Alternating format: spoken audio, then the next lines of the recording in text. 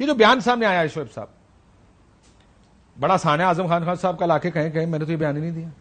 یہ جو سارے نکات مجھ سے منسوب کیے گئے ہیں میرے نہیں ہیں. سو اتنا بڑا جوا تو کوئی نہیں کھیلے گا کہ آج کی حد تک یہ بیان جاری کر دیں اور کل اعظم خان صاحب آ کے مکر جائیں اس سے.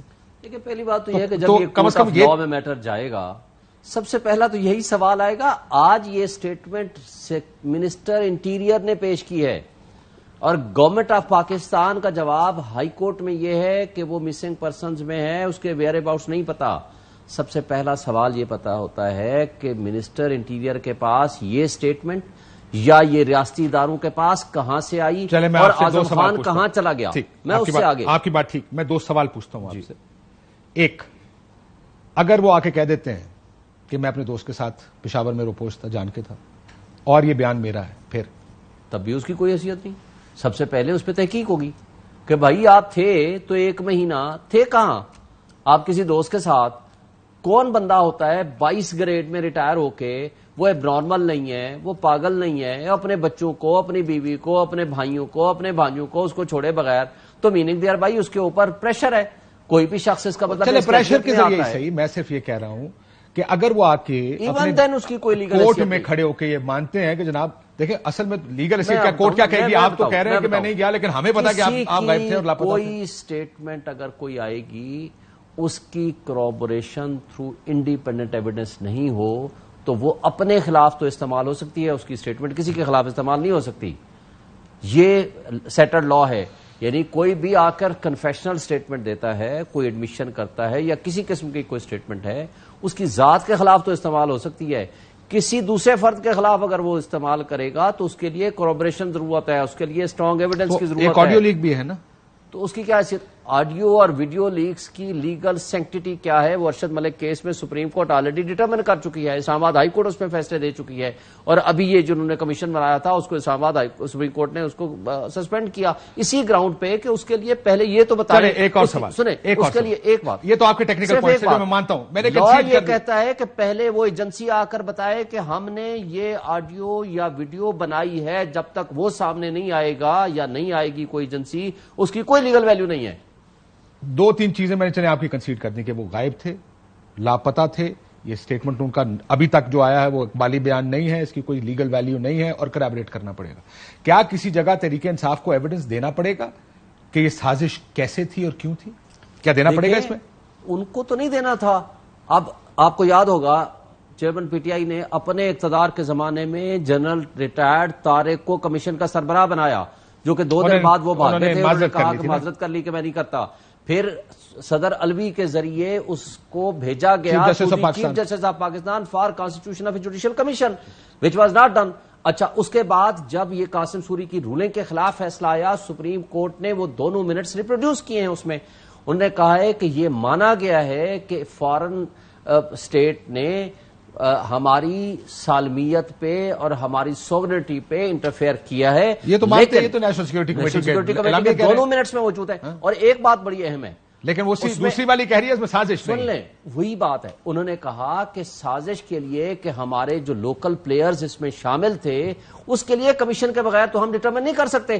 کیا ایویڈنس تھی قاسم سوری کے پاس جس کی بنیاد پر اس نے کہا یہ نو کانفیڈنس میں یہ لوگ بھی ملوث ہیں؟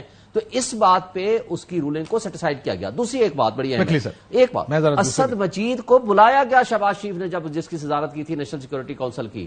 اسد مجید نے اپنے سارے کنٹینٹس کو ایڈمٹ کیا. اس نے کہا جو میں ایک اور چیز کہہ دوں، اس میٹنگ میں منٹ ٹیکرز تھے. یہ کوٹس میں ہے ساری چیزیں جو لکھی گئی ہیں. یہ جس طرح آپ کافی میٹنگ میں ہوں اور آپ کافی پر ملیں کسی سے تو آپ اپنا ان کی کئی بھی باتیں تجزیے کے طور پر یا انہوں نے یہ کہا یہ کہا لکھتے ہیں، یہاں پر ڈائریکٹ کوٹس موجود ہیں. لیکن ثنا بی بی، اگر آپ سے کہا جائے کہ تحقیقات کس چیز کی ہونی چاہیے، 1 2 3 کر کے مجھے بتائیں، what do you want investigated, کس چیز کی تحقیقات؟ اور آج بھی جوڈیشل ایک بات صرف کر کے میڈم کے پاس جائیں، کوئی بڑا جوڈیشل کمیشن ہو جو کم سے کم یہ ثابت کرے کہ کس لیول کے لوگ اس میں ملوث ہیں. کیا ایک آفیشل جو منسٹری آف انٹیریئر کا ملازم ہے وہ یہ تحقیقات کرے گا کہ عمران خان ملوث ہے، آصف زرداری ملوث ہے، یا شہباز شریف ملوث ہے، یا موجودہ حکومت ملوث ہے، ہائی پاورڈ کمیشن ہو جس کے اوپر سب کا ٹرسٹ ہو، سب کچھ سامنے لائیں اور اس کے بعد اس کی تحقیقات سارے مانیں گے، کوئی کریڈیبلٹی تو ہو. ثنا بچہ صاحب، جی آپ کیا کیا تحقیقات 1 2 3 چاہتی ہیں اور وہ جو کہہ رہے ہیں کہ ہائی پاورڈ کمیشن کرے اس کی تحقیقات؟ دیکھیں میں کیا چاہتی ہوں اس سے فرق نہیں پڑنا چاہیے کاشف صاحب. ایز اے جرنلسٹ بھی سے نا کہ اس کو اس طرح کرنے تو ہمارے مطلب مجھے یہ بہت تکلیف ہے کہ ہمارے ہاں توشہ خانہ ہو جائے یا عدت والا نکاح ہو جائے یا تمام چیزیں ہو جائیں آپ کے سامنے ہیں. کیا کیا الزامات نہیں لگے ممنوعہ فنڈنگ سے لے کر اب توشہ خانہ سے لے کے عدت والے معاملے تک. تحریر کے جیسے ایک بڑا اللہ اللہ کر کے وہ اس سے جان چھٹی تو عدت والا معاملہ آ گیا. دیکھیے یہ بہت اہم بات ہے کہ اعظم خان صاحب ایک بہت زیادہ کی فگر تھے, عمران خان صاحب سے بھی بڑے تھے. وہ ہر آئی بی کی جو صبح 11:30 بجے ہوتی تھی جو آ کے وہ پریزنٹیشن دیتے تھے, اس سے پہلے کون ملاقات کرتا تھا آئی بی سے؟ یہ اعظم خان صاحب کرتے تھے. کیا انہوں نے ٹیمپرنگ کی ہے ایویڈنس کی یا اور کسی چیز کی؟ سائفر کے حوالے سے ان کی جو بنیادی بات ہے کیا وہ آیا درست ہے یا نہیں؟ ایک ملک کا پرسپشن یہ بن گیا ہے کہ ایک آدمی نے کاغذ لہرا کے ایک اور ملک کے اوپر الزام لگا دیا. مجھے بتا دیجئے کہ اس وقت بائیڈن صاحب کے دل میں عمران خان صاحب کے لیے محبت نہیں تھی اور اب جاگ گئی ہے. اب آپ دیکھ لیجئے کہ ٹرمپ صاحب کو بھی جس طرح سے گرفتار کیا گیا, ان کے گھر کی بھی تلاشی لی گئی ہے. تو ضرور اگر کوئی سائفر والا معاملہ ہے تو آگے ہمیں کانٹیکٹس بتا دیجئے. اگر مجسٹریٹ کے پاس کوئی اسٹیٹمنٹ بتائی ہے تو وہ بھی ہمیں بتا دیجئے. مجھے یہ سمجھ نہیں آ رہی کہ عمران خان صاحب نے تو ہر چیز میں جھوٹ بولا ہے, لیکن ہمارے ہاں کوئی سچ بولنے کی زحمت تو کر لے. یہاں پر یا تو کچھ نہیں بولا جاتا یا جھوٹ بولا جاتا ہے. اس لیے میں تو کنفیوز ہوں کہ کوئی اللہ کے واسطے سچ بول دے. یہ ٹھیک نہیں ہے کہ ایک ورژن ایک ہوتا ہے اور دوسرا ورژن دوسرا ہوتا ہے. وقت کے حساب سے یہ فیصلہ ہوتا ہے کہ آج کیا, اس دفعہ کیا ورژن ہوگا, فلیور آف دا منتھ یا فلیور آف دا ڈے کے مطابق. جی آپ سے پوچھو.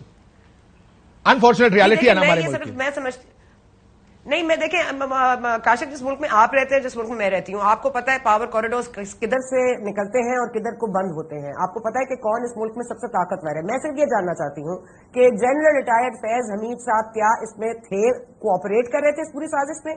کیا وہ یہ تمام چیزیں دیکھ رہے تھے؟ کیا جنرل ریٹائرڈ باجوہ صاحب ٹائم بائی کر رہے تھے؟ وہ جا چکے تھے ویسے, وہ پشاور کے کور کمانڈر تھے اس وقت جب یہ جی پشاور کے کور. میں صرف یہ کہہ رہی ہوں کہ آخری دم تک کون کس کے ساتھ تھا, اور یہ ایک اسٹیبلشمنٹ جو کسی آدمی کو شمالی علاقہ نہ دے جاتی ہے, اگر ذرا سی کوئی بات کر دے. ایک آدمی نے اتنی بڑی سازش رچا دی, اس ملک کا بیڑا غرق کر دیا, فائنینشلی IMF کو بھی تھریٹن کر دیا, ہر چیز کر دی, آپ نے اس کو ہاتھ ہی نہیں لگایا. آج ہم جا کے کہہ رہے ہیں جی اعظم خان صاحب کا بیان آ گیا ہے تو کل ذرا وہ کورٹ میں تشریف لے آئیں. وہ کل پھر ضمانت لے لیں گے. آج ان کو 27 جولائی تک ان کو اور بشرا بی بی کو ضمانت مل گئی ہے. اب وہ کہہ رہے ہیں جی ہمیں کیچڑ ہم پہ اچھالنے کے لیے یہ عدت والا معاملہ لگایا گیا ہے. وہاں پہ جی ایک اور انہوں نے قانونی ایک نقطہ نکالا ہے کہ جی دیکھیں جی سیشن کورٹ میں جب جاتا ہے نا تو سیشن کورٹ وہی نہیں ہوتا, توشہ خانہ والا ایک سیشن کورٹ کا دوسرا جج ہوتا ہے. مطلب انہوں نے قانونی باریکیوں کو اس قدر جھاڑ دیا ہے. شعیب شاہین صاحب کو سلوٹ ہے کہ وہ روز ایک نئی بنیاد پہ عمران خان صاحب کو ڈیفینڈ کرتے ہیں. حالانکہ میں سمجھتی ہوں کہ شاہین صاحب جو قانون توڑتے ہیں ان کے لیے قانون تحفظ نہیں دیتا. جنہوں نے قانون توڑا ہوتا ہے, جنہوں نے اس ملک کی آئین کو پامال کیا ہوتا ہے, ان کے لیے قانون جو ہے نا قانونی بات کرنا مجھے تو ٹھیک ہی لگتا. آپ کی بہرحال اپنی سے ہے اور آپ بالکل ٹھیک بات کرتے ہیں, لیکن بات جس کے لیے کرتے ہیں وہ ٹھیک نہیں ہے. یہ قانون جو ہے نا ہمارے ملک میں, قانون وہ کہتے ہیں موم کی ناک ہے. دوسرا بڑا مسئلہ ہمارا جب جھوٹ ہوتا ہے تو جھوٹ کے پاؤں نہیں ہوتے. جھوٹ ہمیشہ جھوٹ ہوتا ہے. جب عدالتوں میں جاتا ہے عدالتیں آنکھیں بند کر کے پھر نہیں اس پہ فیصلے کرتی.